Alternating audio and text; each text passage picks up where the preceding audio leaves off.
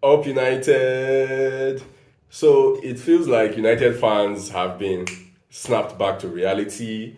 We lost against Real Sociedad.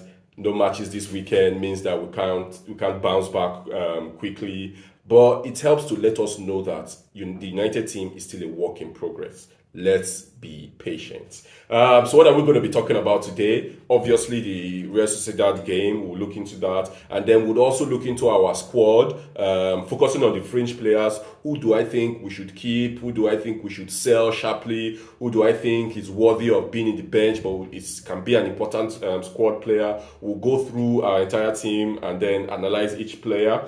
Also, we'll then talk about the two interviews that have been making the rounds of late. The interview Anthony Martial did, and then the interview Eric Bay did. Lots of interesting things to talk about in that as well. So let's get into it. Man United Real Sociedad. It's not a crisis yet by any stretch of the word. Let's calm down. We were very, very unlucky to lose that match. Real Sociedad didn't threaten us. Granted, we didn't threaten them as well. I think we got a couple of openings. I think our best chances fell to Ronaldo, which I think prime Ronaldo would have converted at least one of those chances. But we were heavily unlucky because that penalty, in no way was that a penalty. Yes, it hit his hand, but it was clear that it hit his leg before it hit his hand.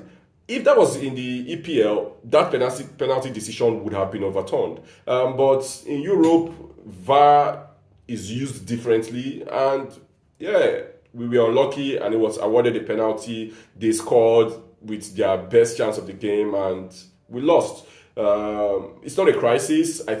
I still think we have what it takes to top that group. Man United on our day, we should be able to go to any of the teams in that group, Sheriff, even Sociedad, and beat them anywhere, home or away. So I think we should still finish top of the group. Where I will start getting worried is if maybe after 3 games in, we have like one or or 2 points, then I will be a bit worried. But I think we should scale out that group quite easily. I'm not worried at all. So let's move into our squad. Like the title of the video says, who should we keep, sell, or bench? Let's start with in goal, David De Gea. Yes, so David De Gea is excellent shot stopper. I love David De Gea. I think he has been one of our best performing players over the last 10 years. He's been excellent.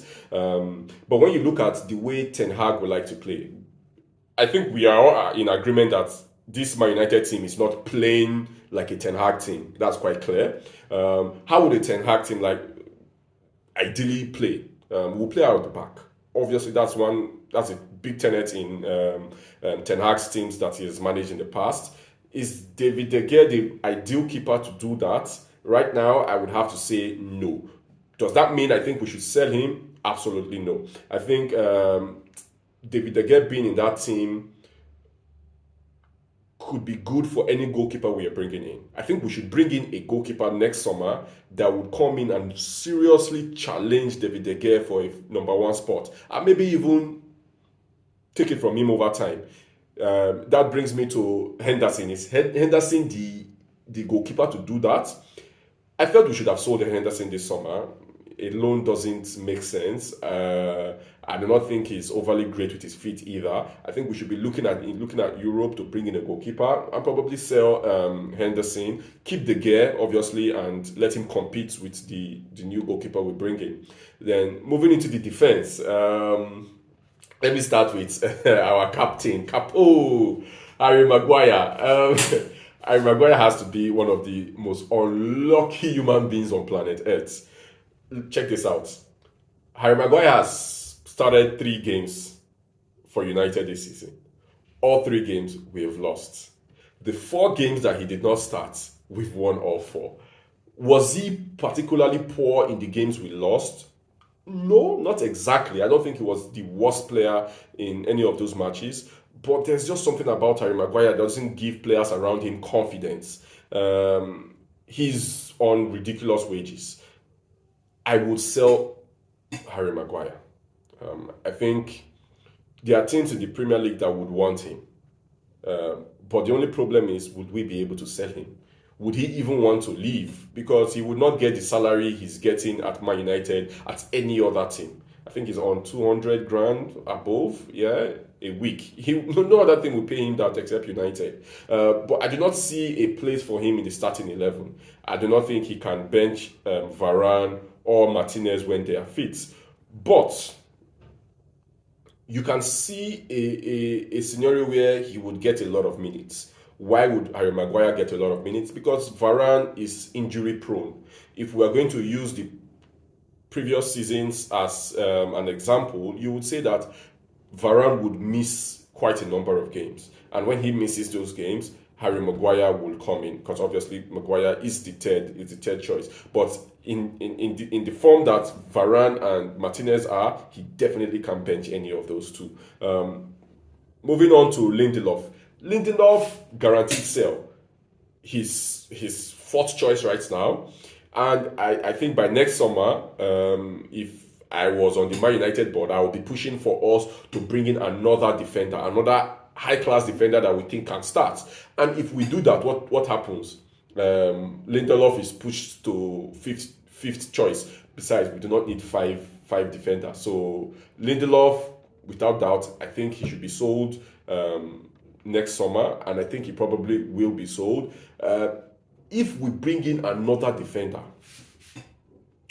what happens to Harry Maguire? Will he be comfortable being a fourth choice defender? If he has ambition, no. But you know something about money? Money can make you relaxed and take in a lot of bullshit.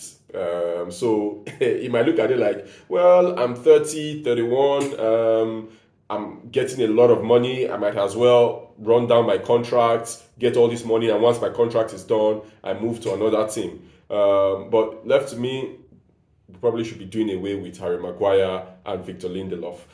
Moving on to Luke Shaw. Luke Shaw, I probably would keep Luke Shaw. Why? Because if we sold Luke Shaw, we would have to get another left back. I would keep him, but I do not think he can start. I do not think he starts over Malacia. But I think he can work his way into a first 11. That left side is not a part of the pitch that I think we have a guaranteed starter.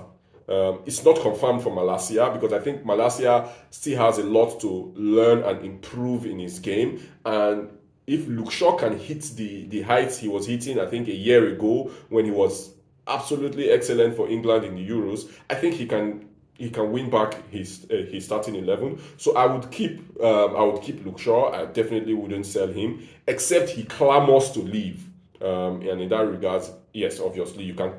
It's unwise to keep a player at a club against their wishes, even though that's what we did for Ronaldo. So I think I'll keep Luke Shaw, and I think he can, if he works hard, he can actually get his starting 11 back or see a lot of minutes. We'll be playing a lot of matches. Let's go to the right side, and Aaron Wan-Bissaka. I was of the opinion that we should have sold Wan-Bissaka during this recently ended transfer window. I do not see a future for Wan-Bissaka in that team. He's not Ten Hag's type of player. He was not even Rangnick's type of player. He was Ole's type of player.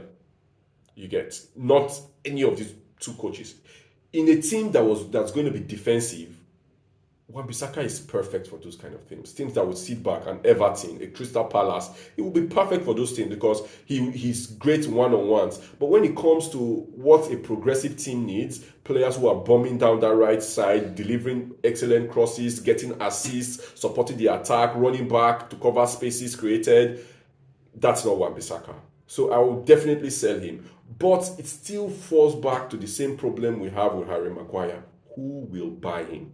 Is Man United ready to take a significant loss? We bought him for 50 million. We would not sell Wan-Bissaka for anywhere close to 30 million, especially if he doesn't get game time throughout this season. His value would only keep depreciating. And who is going to cough up a 30 million pounds to sign Wan-Bissaka? I can't see it happening. So we'll have to cut our losses. If we see 20 million, I beg, take it.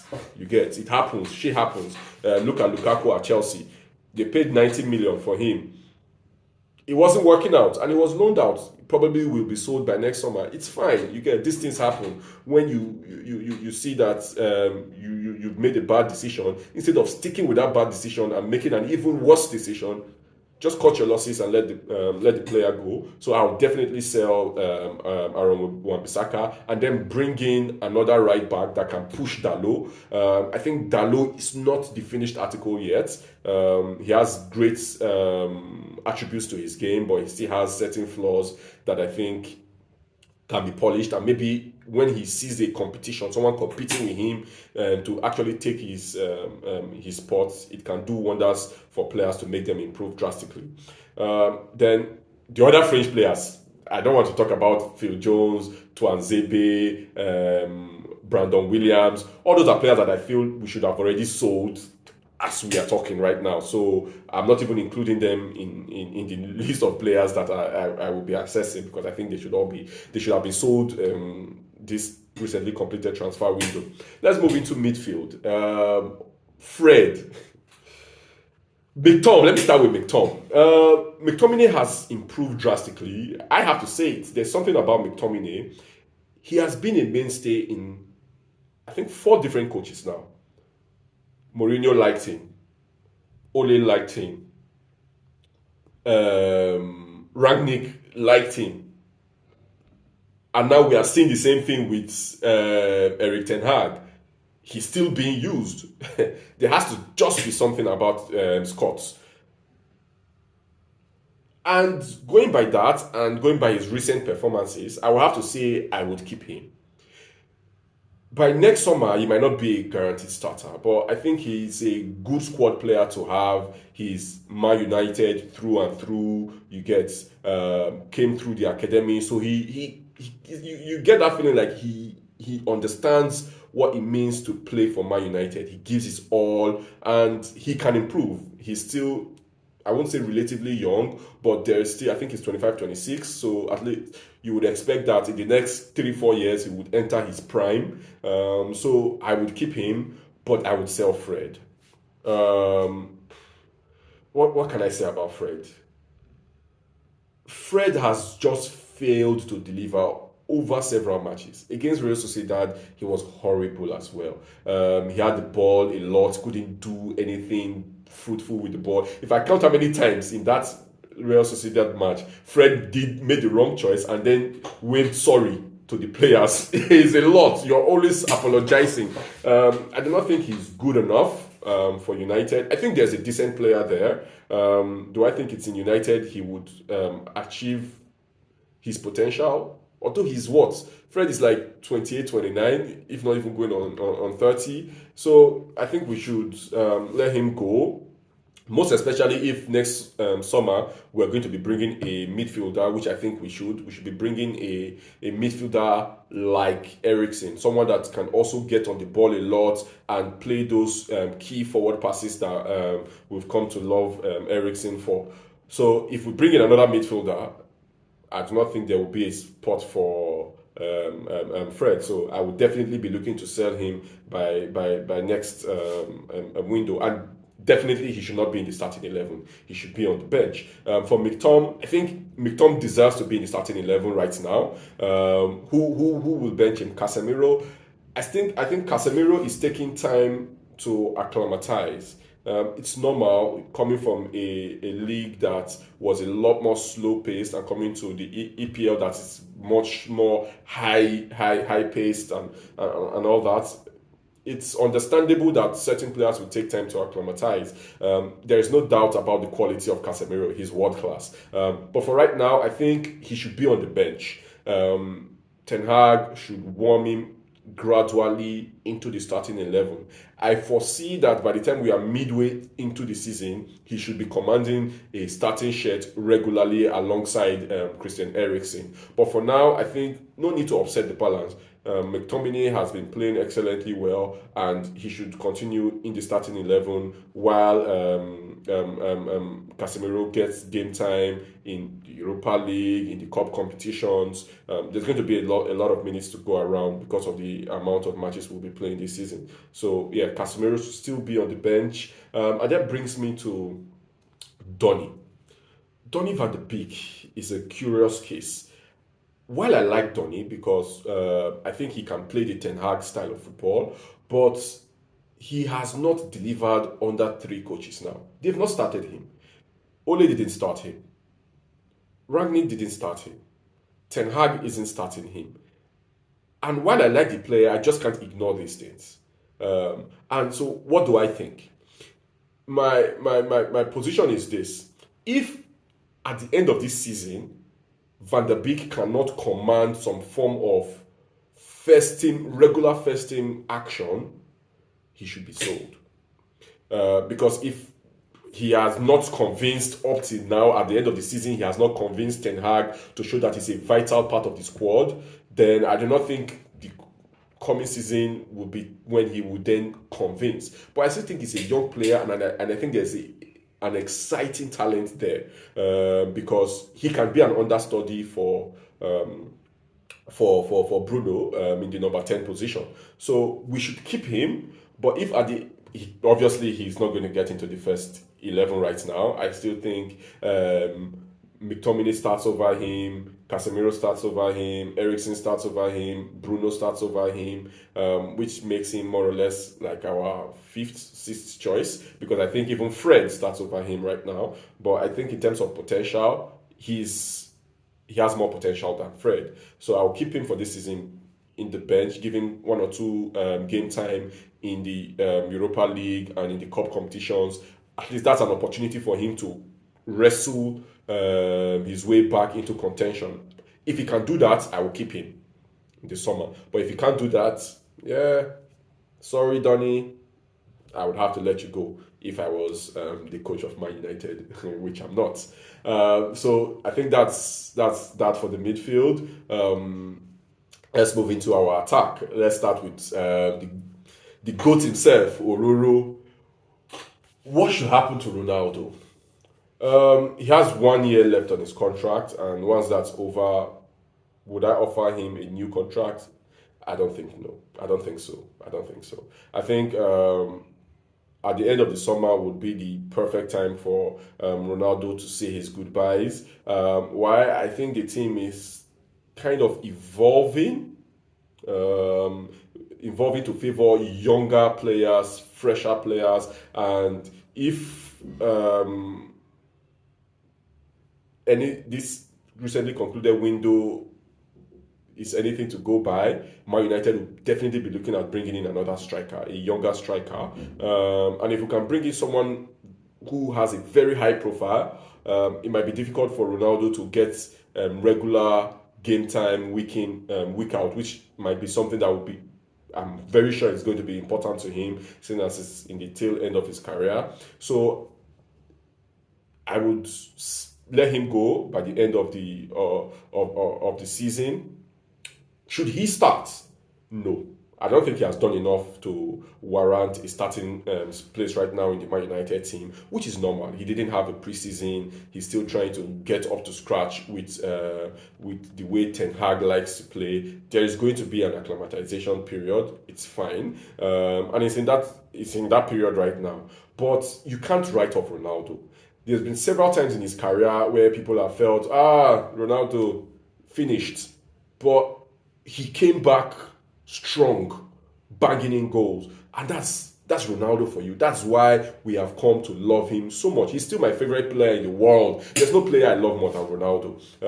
So that's why I think that he will still come good this season. I think Ronaldo will score into double figures this season, and I think it will just be time. The more he gets used to the Ten Hag system, he can get himself back into the starting 11, just the same way I thought about Luke Shaw, the same way I feel about Ronaldo. With time, I think he would come good, but by summer, I think we should probably let him go to pursue other things in his career. Maybe a return to Sporting might be on the cards for him. Let's move to Martial. I think Martial, aside the injury, if not for the fact that he has been unlucky with injury, I think Martial starts. if I was going to choose who starts between Martial or Rashford, I would pick Martial. Why? Because I feel Martial is a better ball player, he's a better dribbler, he holds the ball up better than Rashford. But because of his injury records, it's going to be tough for him. It's going to be tough for him. It's going to be tough for him. I would definitely would not sell him. I would keep Martial. I think he's an excellent footballer. I've always said this. Martial is on his day when he's fully fit, he's excellent. He has so many positive sides to his games. The only negative side might be that he's lazy. But if his interview is anything to go by, which we'll talk about, you'll see that he doesn't think he's lazy. But I definitely will be keeping Martial and bring another striker. Obviously, if Ronaldo is going, we need numbers in the centre forward. Bringing another striker would mean that we have three players who can play that centre forward role.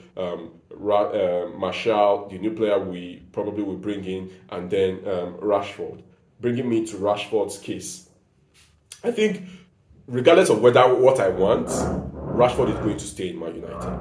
Not just in terms from a footballing point of view, but also from a brand perspective. Rashford is a big brand. He's a local lad, a local Manchester lad who does a lot of good outside the pitch. He's great for optics for Man United.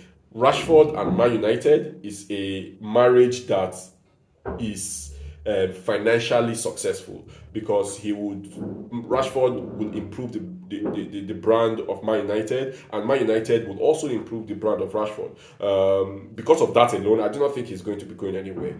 And then coming back to the footballing reasons, if what has happened so far is anything to go by, I think Rashford has a place in Ten Hag's squad. Ten Hag rates him highly.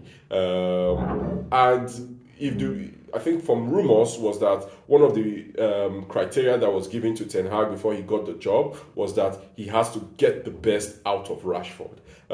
In a counter-attacking system, Rashford is perfect because he can run in behind defenses all day, especially when they create those spaces. But when we are playing teams that will sit back, that's where I still have my doubts about Rashford. I do not think he holds the ball up well, and I think he has lost a lot when it comes to close control and dribbling in tight spaces. Rashford can't dribble anybody to save his life right now. Every time he tries to dribble, the ball gets nicked off him. Defenders dominate him easily when he plays with his back to goal. But definitely, I will still keep Rashford because I think he hasn't been coached. He hasn't been coached for over the past 2-3 years, and for the first time right now, he's being coached. And I think if he puts his head down and works hard, there is a world-class player in there. He can develop into being a very important player for Man United, which is why I will keep him. I'm not quite sure of his best position, if it's off the left or starting. But regardless of where, I think right now he should start in the centre forward position, which is where he has started over the past few matches that we have won. And then let's move to Sancho. Sancho is a baller. If you're talking about players who have great potential, I think with Sancho and Anthony, I think those two players are two of the players that I would rate the highest in the Man United squad when it comes to potential. So Sancho guaranteed, I think he should start week in, week out. He should start on the left and with Anthony on the right. That's, if I was a coach, that's the formation I would use, because I think he's a great dribbler. No way in hell should we be selling Sancho. Anybody who is saying sell Sancho, Shoti Yawere, are you all right? Sancho stays for years. Who knows? He might even end up inheriting the number 7 shirt. So Sancho and Anthony, one of them, in my book, would likely end up inheriting the number 7 shirt. I don't think Rashford wants it. So Elanga is young, and I think with young players, inconsistency is to be expected. He's definitely not a starter, and I think if the United team is complete, he would not even get a lot of games even off the bench, I would loan him.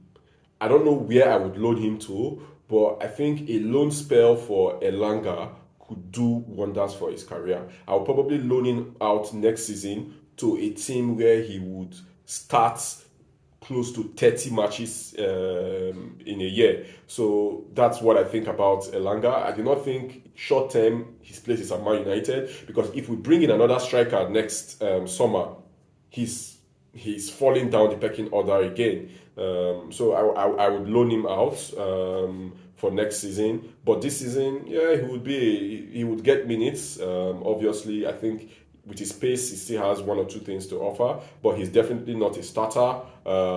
He's not even first choice bench player, but he's a good squad player to have.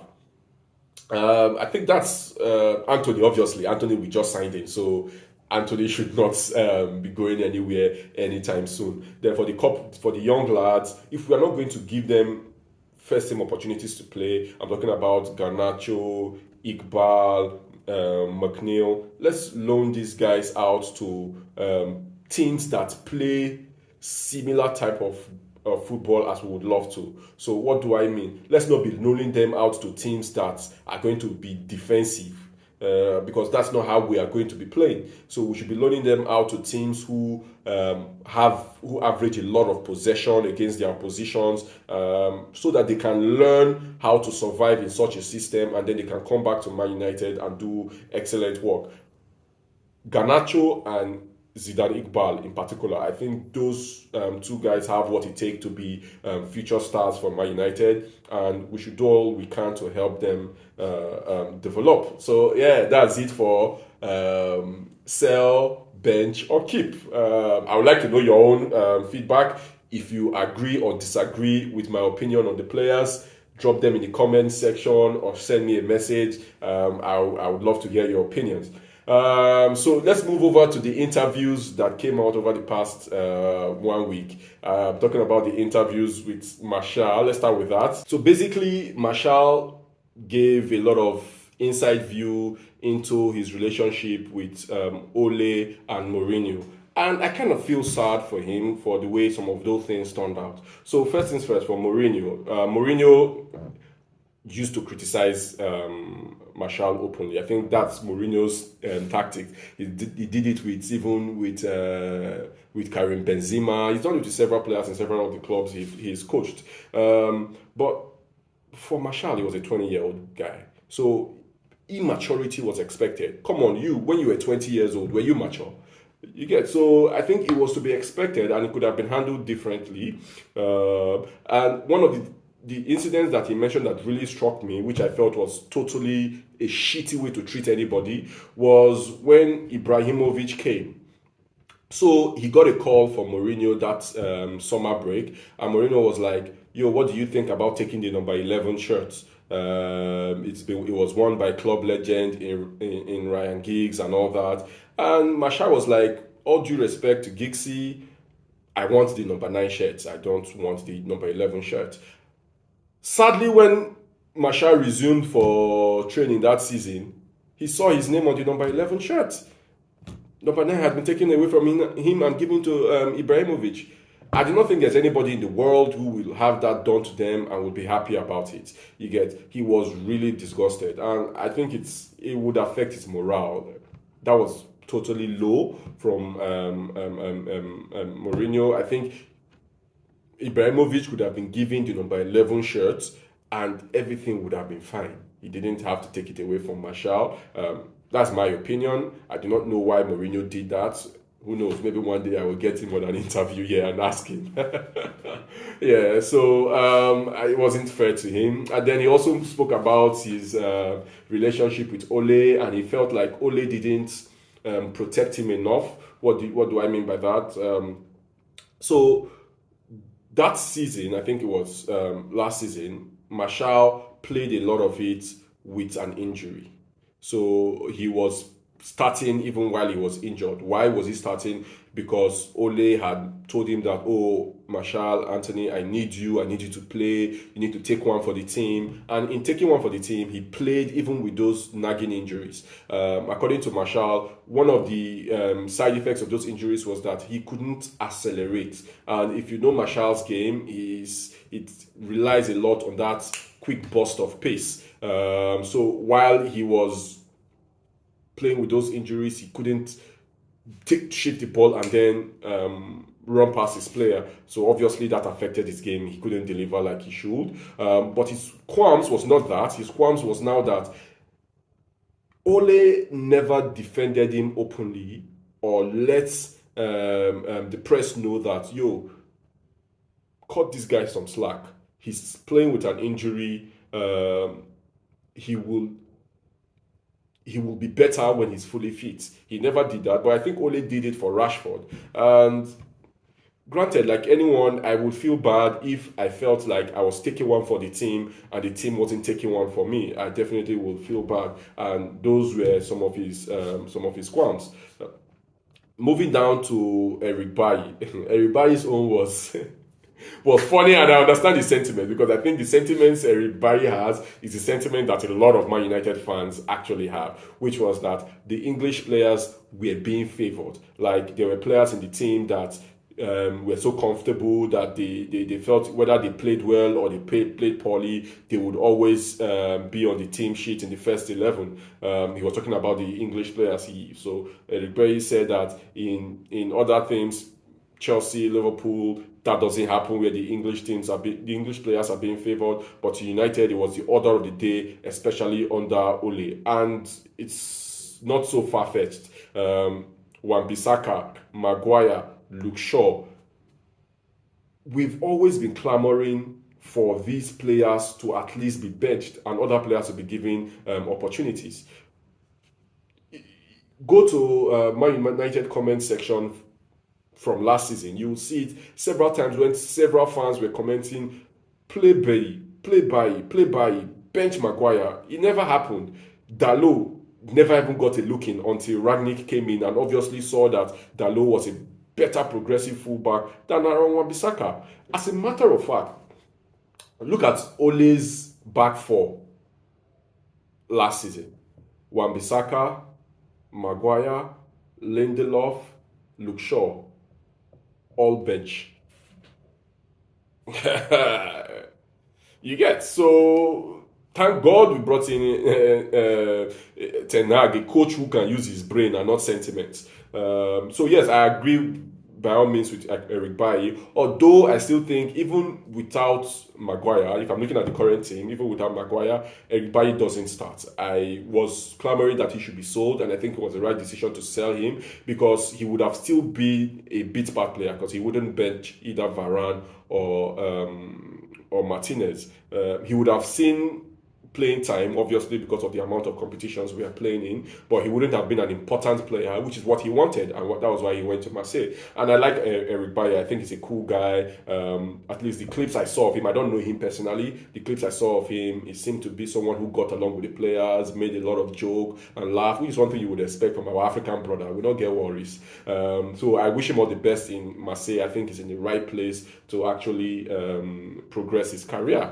Yep, that's that for the show today. I would love to hear your opinions about everything we discussed. You can drop them in the comment section. You can send me a message. I'll be glad to read them and respond to you. If you would love to be on a video with me, analyze our games and drop your opinions, send me a message and we can talk about it. If you have videos you want to share as well, send me a message. This is Up United, a community for My United fans. It's your channel, it's my channel, it's for United fans, with a special focus on Nigerians. So if you're a Naija guy, Naija babe, you love United, do the needful, subscribe to this channel, follow us across social media, and keep dropping that comments. Till next time, it's Up United.